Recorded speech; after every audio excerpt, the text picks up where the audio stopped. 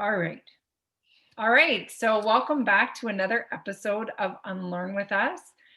Super excited to have my next guest, Naphtali Bryant from San Antonio, Texas. Naphtali and I connected on LinkedIn.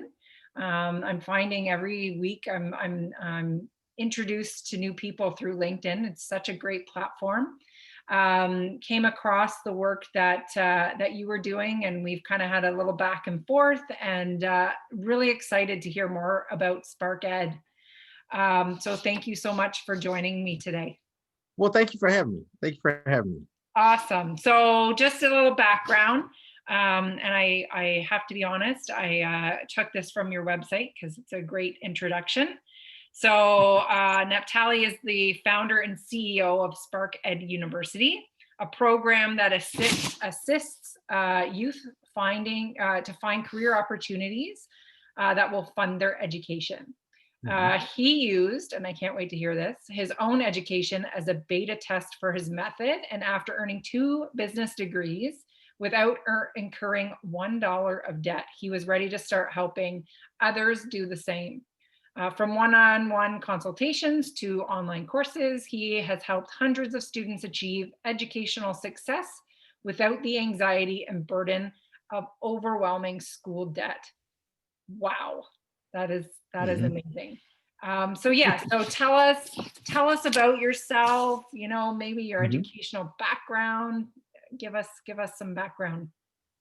Okay, so my educational background started really in '97. I got out of high school, went straight to one of our 2-year colleges. I was there for about a year, didn't really, engage. I was young, so I didn't really engage. Got married, got divorced, had kids. Went back around 2010. And right around 2012, I joined this group called the Alamo College Student Leadership Institute. So I was going to a college that I currently work at. And one of my professors signed me up for an international business competition. She didn't tell me she signed me up. She literally just signed me up. Okay. I found out after the participants basically sent me an email and said that I owed them money for some people I had never met. And then she sent me an email right after that. So we competed in the business competition. After that, we got 3rd place out of 18 teams representing 23 countries. Wow. So what started happening after that was I started getting scholarships. So everything basically I applied for, I started earning. Now, the whole time from 2010 to 2013, I was receiving financial aid, which is a program here in the United States that you apply to the federal government, and they give you anywhere between like $5,500 to $6,000 for your education. Well, my education, because it was a 2-year community college, was below that $5,500, $6,000. So I was already pocketing money because all my fees and all that was paid, and everything left over. Basically, you got all the overage. So then I started getting scholarships on top of that. So I got scholarships from different organizations, and not just financial. They were sending me to conferences. So between 2013 and 2015, I went to New York, Miami, Philadelphia, LA, Austin, and then I studied abroad in Asia. I actually went to Taiwan and China the summer of 2015. And so after that, after you start getting scholarships and everything like that, people start asking you, how do you do it? So I would just, they would call me in to help students, and I would just help. I didn't have any real plan. Nobody told me how you do this. I was just throwing stuff up against the wall and it was sticking. So right around 2017, I was on LinkedIn, and a doctor from Washington, D.C. asked me how much I charged. So my tagline used to be, I help students get paid to go to college. Well, I didn't have anything. I didn't have a product. I didn't have, success tips. All I had was the stuff that was off the top of my dome. I said, well, I don't feel right charging you because I don't have a service. She told me make an invoice. So I got together a $25 invoice. I sent it to her. And a couple months later in 2018, I put in for a scholarship for a branding class, just a class that teaches you how to brand, because I was like, okay, I need to probably start doing something with this. I'm in the class. The instructor said, I kind of like what you're doing. Can you talk to me afterwards? I said, yeah, sure. So we had a conversation afterwards. Well, come to find out, she was the very student I was trying to help. So my whole thing is about helping students get a college degree that they're going to use as cheap as possible, that'll help them get to their ultimate success. She was a person who parents had told her, you know, you maybe need to go to the medical field or something like that, but her passion was creative writing. So she wind up going to school, getting the degree, but she's not using it. She's never used it. So Right. she's paying student loan debt for a degree she's not using and never going to use. Mm-hmm. And so she said, well, because you're doing that, here's what I'm going to do. I've got a beta program that I'm going to start with this branding thing. Will you be my test dummy? I was like, yeah. So she built my website. She came up with the colors. She helped me with, strategizing actually what my service was going to be, because I used to think it was just scholarships, but Mm-hmm. it was literally college success. It's about knowing what you ultimately want to do with your life. Then is a credential necessary for it or required? Then choosing the right school, funding the school you go to, and where most people drop off is actually telling you what to do while you're on campus. Most of my success has nothing to do with my degrees. They have everything to do with my human capital, which a lot of that was built on LinkedIn. I tell people all the time, LinkedIn has done me a lot better service than any of the degrees I have. I have an associate in tech and one just in business management and leadership. They were free. Like I said, I got paid to go to school. I'm currently, as we speak, working at a school called St. Philip's College. It's one of the oldest historically Black colleges and universities in our country. It's been in existence for 122 years. I'm a specialist in student success, and now I'm actually going through the process of going to get 2 more degrees, because in order to get my bachelor's, the smarter strategic thing was go to the current school that I work, pay for 1 degree, but because of the degree it is, I get another liberal arts degree free because it's just the classes I've got to finish, and then transfer to a university so that by the time I get my bachelor's, I have a bachelor's and 4 associates. So that's the path I'm on right now. That's crazy. Um, so that gives us sort of an understanding of how you created, and I Mhm. think we'll go deeper into Spark Ed. Um, Okay.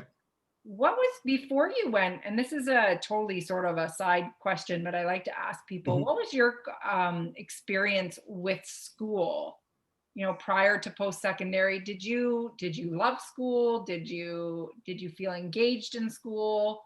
Um, that type of thing. Like, I know you're talking a lot about, the importance of getting that degree and not having to pay for it. Mhm. One of the things that I'm Mhm. really focused on is how do we change our education system so that it is more engaging and we are making sure that, and I'm not at the post-secondary level, I'm Mhm. at the high school level, but Mhm. how do we make sure that they're getting what they need, like exactly what you're saying, right? Not wasting Mhm. their time. I mean, there's nothing wrong with getting a degree, but having the debt sucks. Right.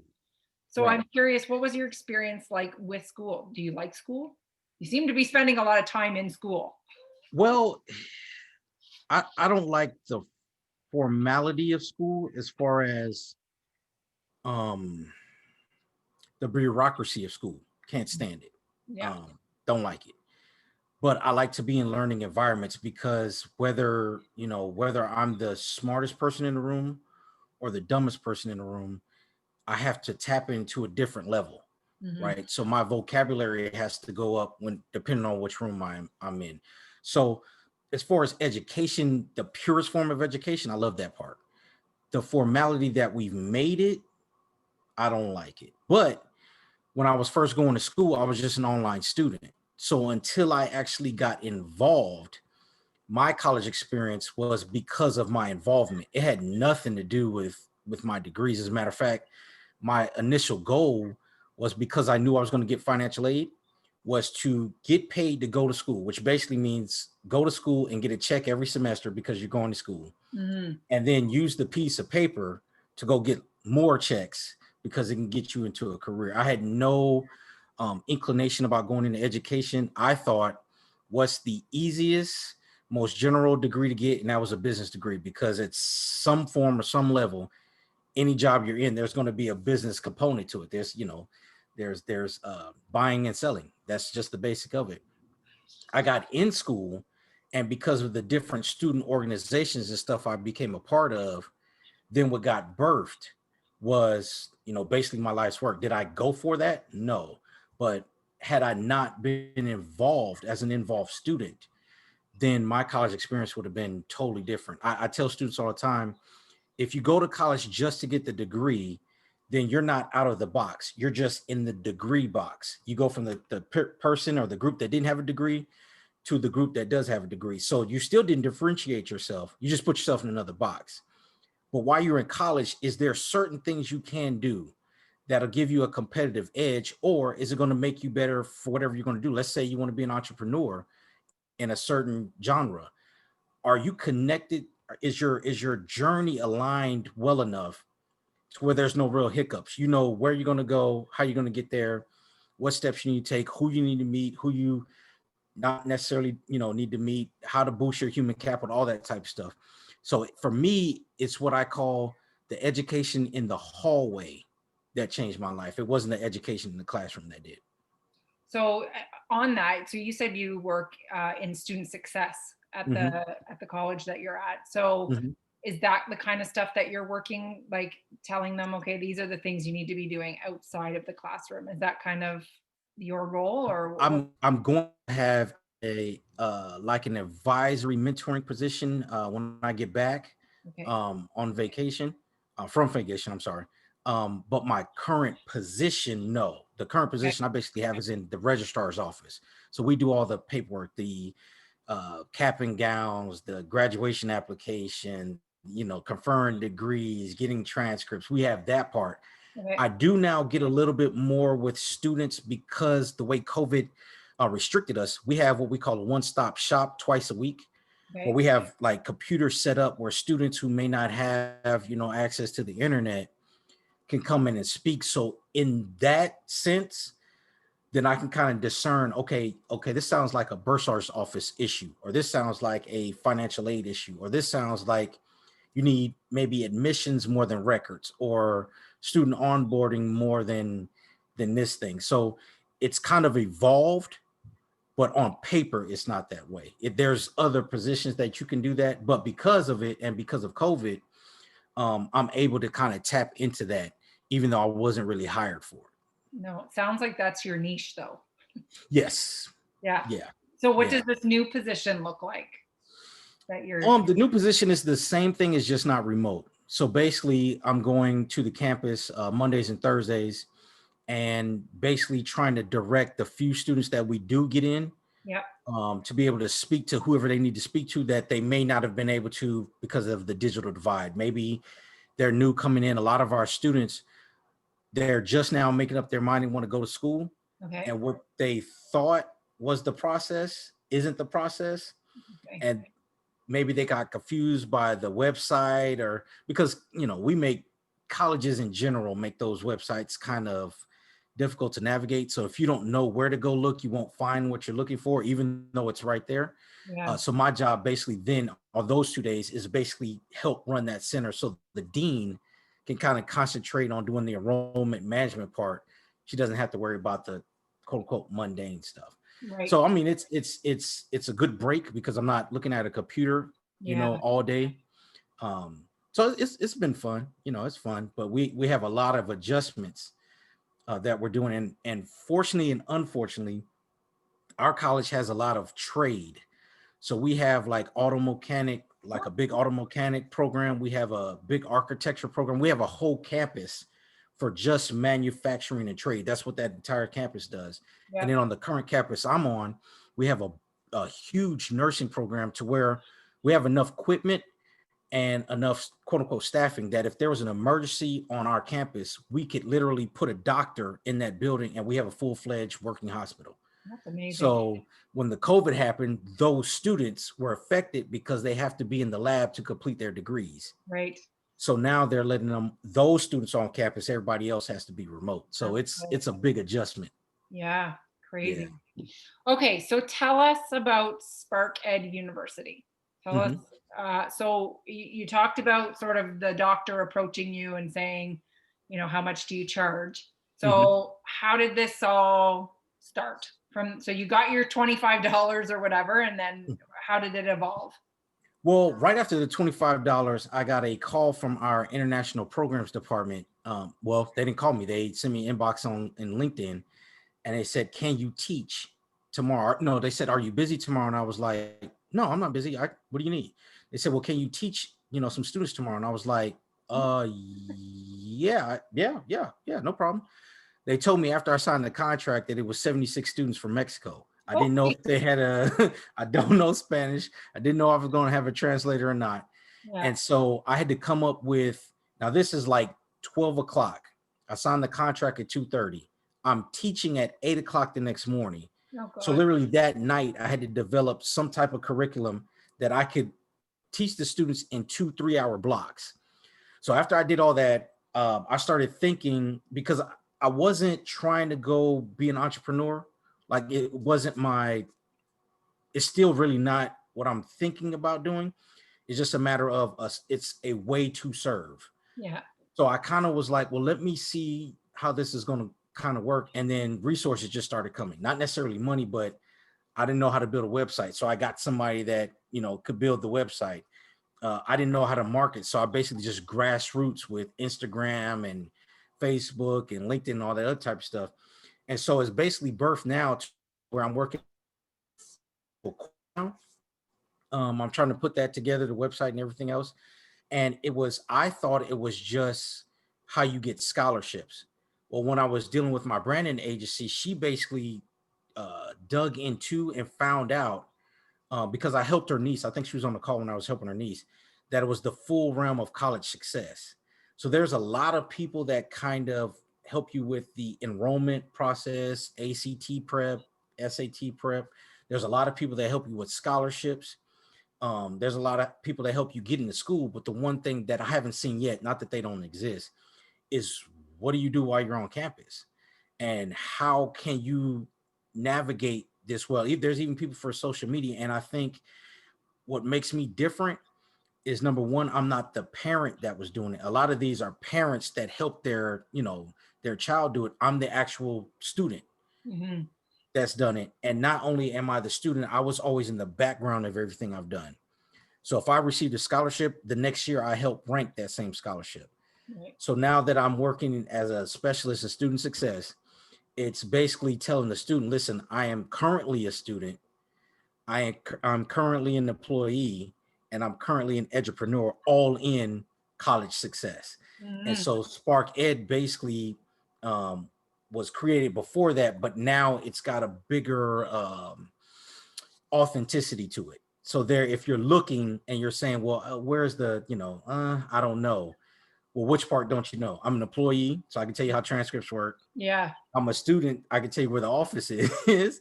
And then I can tell you, how do you become successful? Because the one thing I think the issues that we're having in the world is a lot of it is education based. And I think a lot of it is exclusivity to a level of education. And the problem with that is when you have an issue like COVID-19, what you're starting to find out is people only got a degree to get paychecks.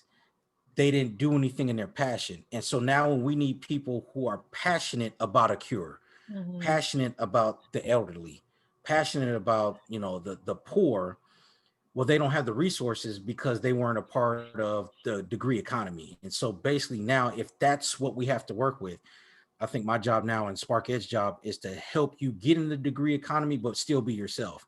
One thing I understand about education, at least in the US, is because it's such a lucrative genre, that once you start putting too much data in, you start taking the individuals out. And as a student, you've got to stay the individual in this big, world of statistics. And I'm trying to help students stay that individual, but still get the benefits of being on a college campus, getting a college credential, stuff like that. So how do you do that?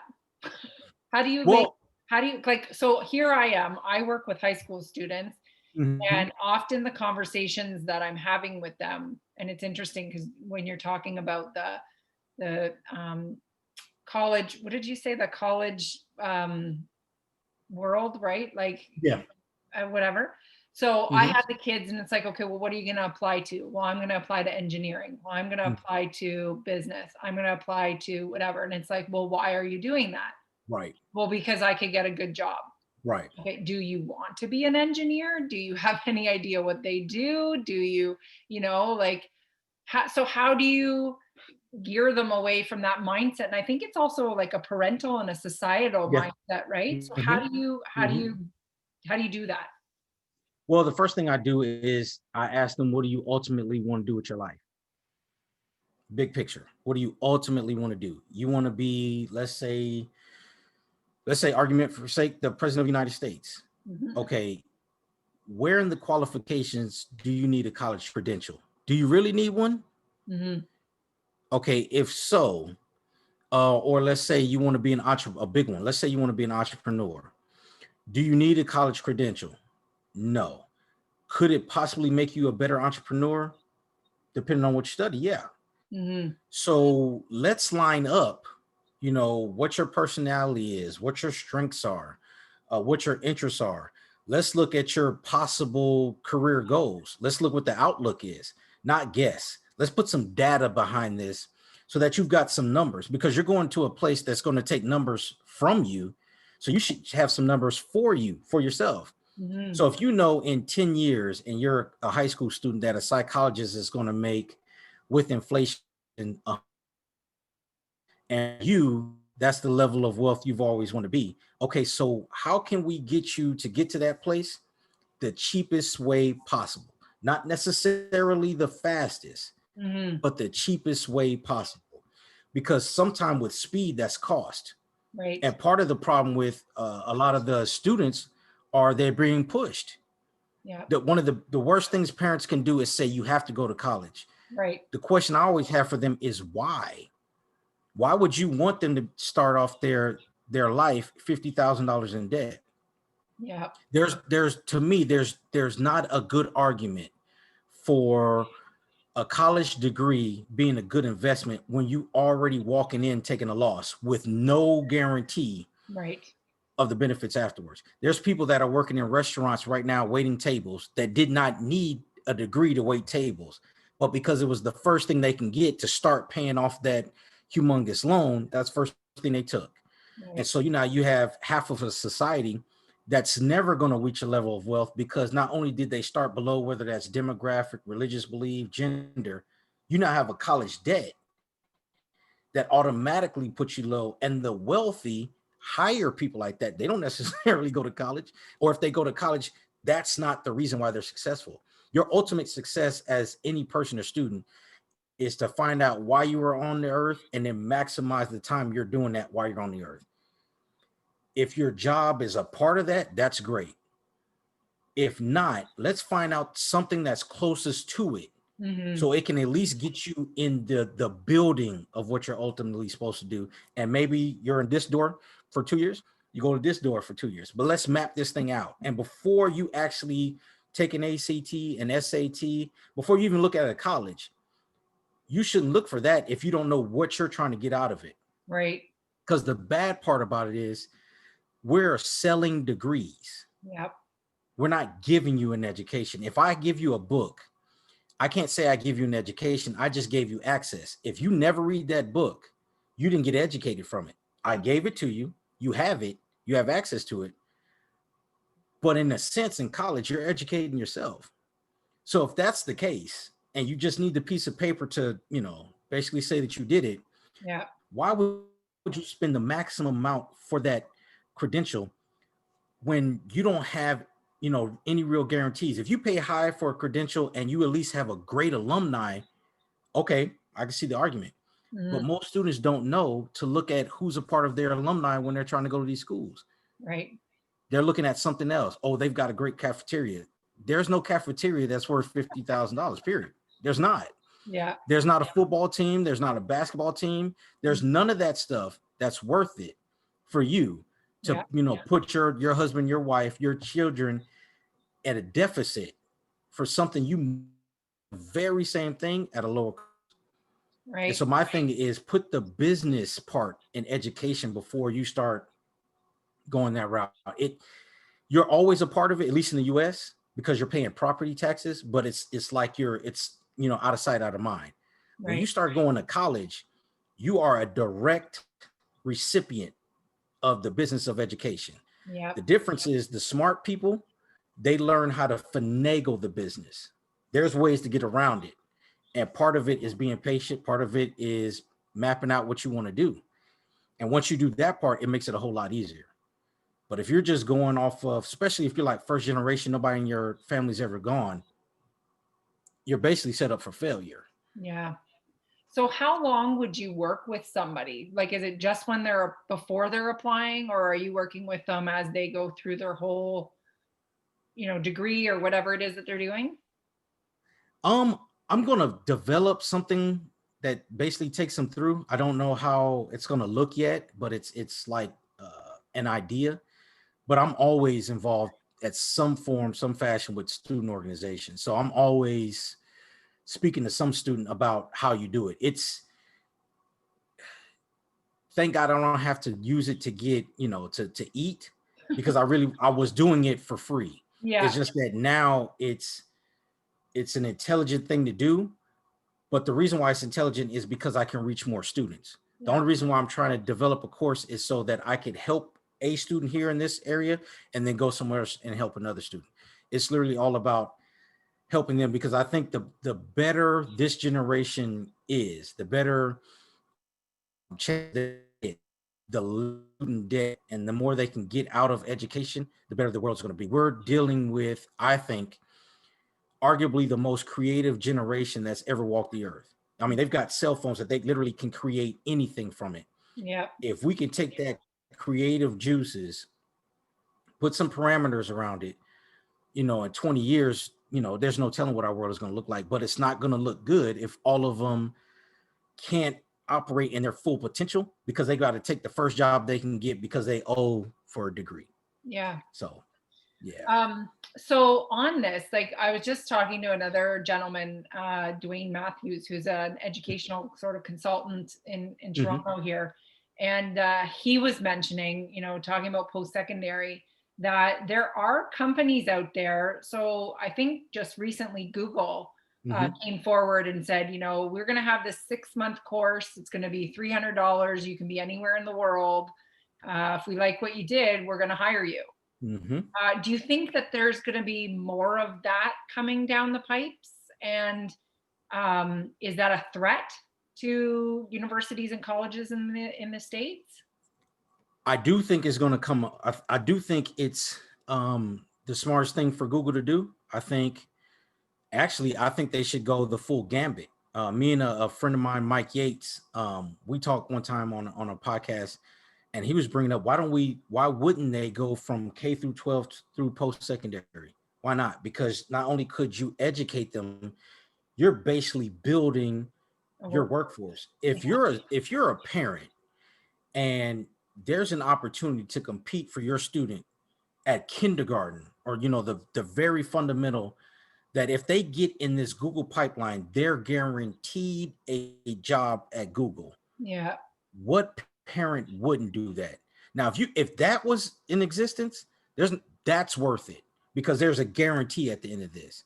mhm, I do think that they're going to go ahead and take over. I do think that we have corporate universities, but what they really are, a lot of them are partnerships with universities based off of what that business needs. So, for instance, a UPS or a FedEx okay, may partner with a local university for logistic degrees because they work in logistics. okay, But I think they're going to start running the gambit. I think the bigger ones, I think they're probably like 10 years yeah, from having literally their own universities. Now, the big bloated universities in the United States that are siphoning a bunch of unnecessary fees from, gullible students, they're in trouble.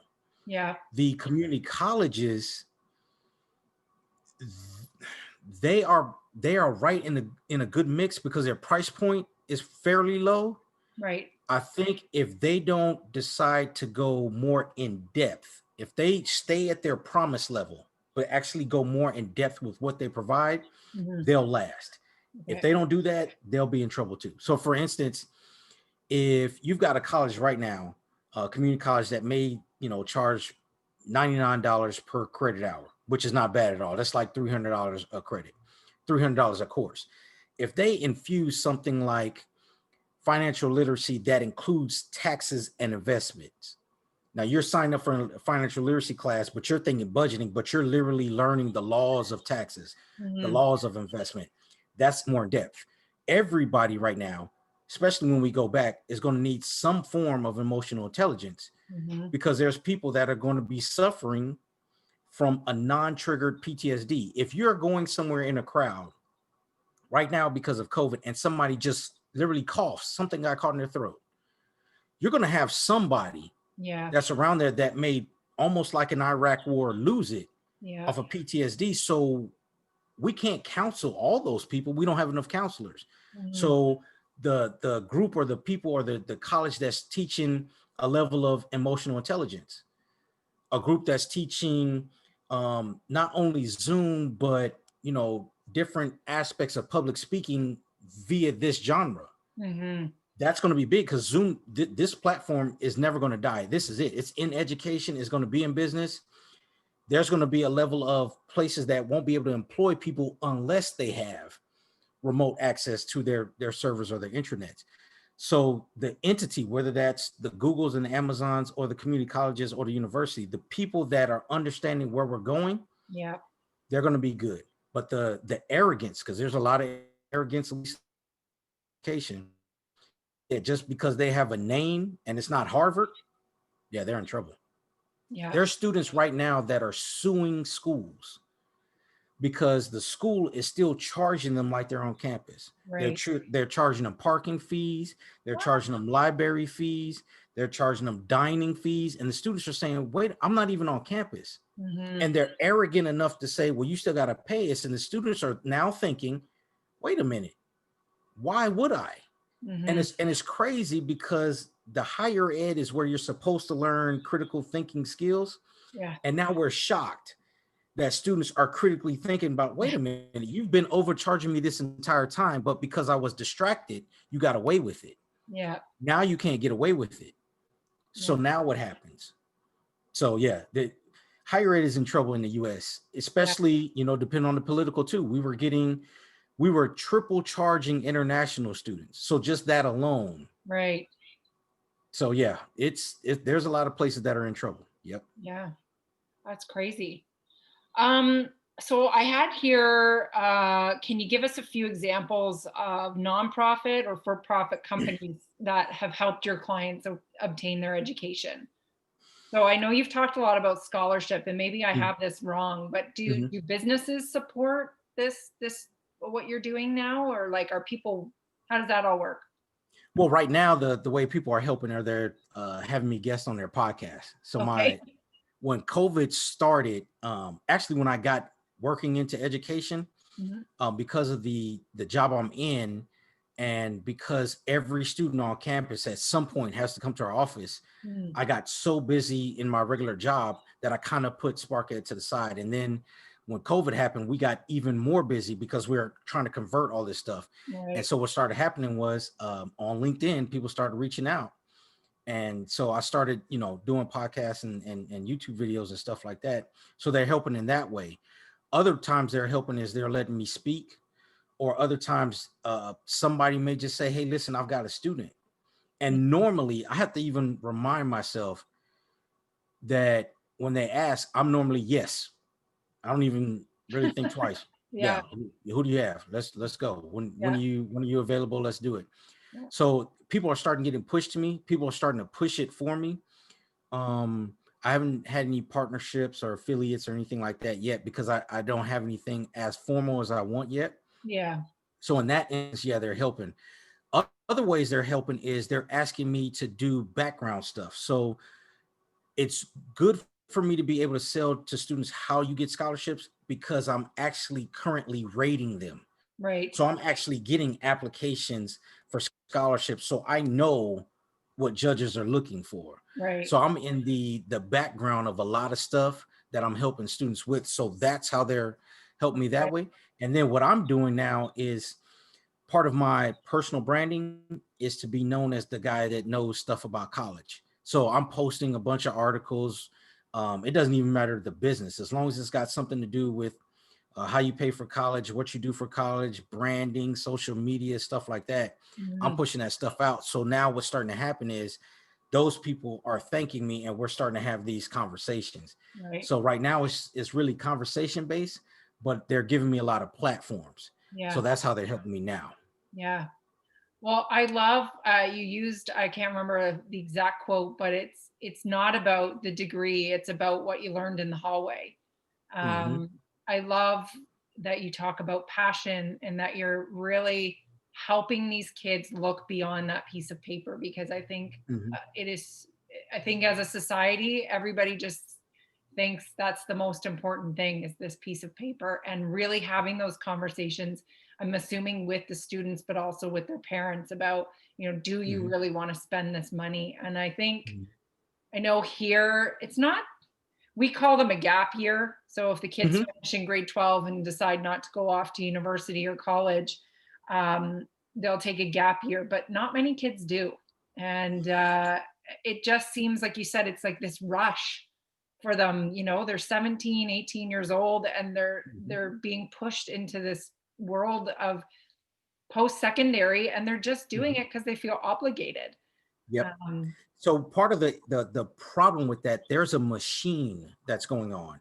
mhm. When you start making students into data and you start paying people that are in education based off the data or performance of a student and not the actual helping of the student, you start taking the face off of students. Yeah. So in K through 12, a lot of the counselors, part of their ratings and all that type of stuff is getting students from their senior year directly into college as fast as possible, basically the fall. Right. So they'll pull a student out of class in some places to make sure that they're applying for school, Right. not for the student, but so the counselor keeps their job. Then Oh, when you take that and you send it into a higher ed space that is basically under the same mandates that we've got to have butts and seats. right. So we've got to get kids enrolled. And depending on the level of the school, if it's 2 year, we've got to get you out in 2 years. If Right. it's 4 years, we got to get you out in 4 years. Here's the problem. These students have so much inundation, so much things they can see that they're still figuring out. They don't know what they're going to eat for lunch the day you talk to them. Yes. So what are you doing so that they can try to, at least in a cursory fashion, think about maybe the top 5 things they may want to do? Yeah. What are you testing them on? What do have they been anywhere outside of their local vicinity? Sometimes the experiences you have awaken stuff, Yeah. right? Oh, So yeah. if they don't have any experiences and they've been in their neighborhood all their life, they're already limited in their scope. Then you send them to this place with a bunch of people they've never met in a Mhm. place they've never been. They go to one little free, come to this little meeting, we'll give you some pizza, and their life's work gets awakened. Well, Yeah. now they've got to change majors. That's expensive. Now they've maybe they've got a different outlook. That's expensive. Now they may have to convince maybe their family, because a lot of times the parent already thinking, you've got to do this, you've got to do this, you got to do this. So now you have an argument. So Yeah. now you've got the student upset with the parent, because of these types of things. And so it's almost like herding sheep. Yeah. And unfortunately, it makes so much money that even if you're passionate and you're student first person, once you get in it, the only way to change it is to build your own thing outside of it. Yeah. And Well, so now you've got a bunch of teachers, they're called entrepreneurs now. Now you've got a bunch of people that are basically saying this thing is not going to work. And the people who they're telling are stuck too. They're just stuck at a different level. yeah. And so, yeah, it's there's a revolution or innovation coming in education. The issue will be who's ever fluid enough to ride that wave is going to be relevant, next 20, 30 years. The people that are starched and stiff-necked and you have to, they're probably going to die within 10 years. You're speaking my language. Well, thank you so much. If people want to learn more about Spark Ed and yourself, where can they connect with you? Well, they can go to Spark Ed, SPARK-ED university.org. And for me, you can look me up as Naphtali Bryant on LinkedIn. I'm on Instagram, Twitter, Facebook, mostly LinkedIn. And you can just follow me there. Awesome. Thank you so much, Naphtali. So great talking to you. Thank you for having me. Thank you.